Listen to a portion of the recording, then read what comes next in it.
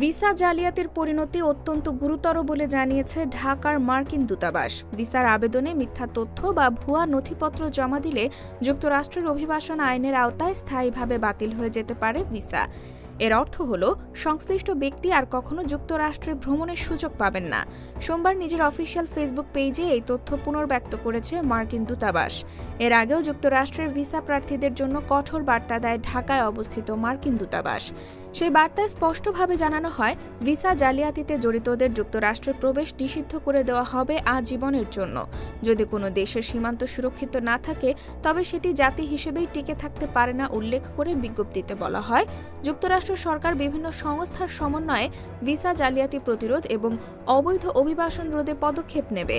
Visa জালিয়াতিতে জড়িতরা শুধু আজীবনের জন্য প্রবেশের ক্ষেত্রে নিষিদ্ধই হবেন না, বরং অবৈধ অভিবাসীদের যুক্তরাষ্ট্রে আনা ও আশ্রয় দেওয়ার সঙ্গে জড়িতদের বিরুদ্ধেও ফৌজদারি অভিযোগ আনা হবে।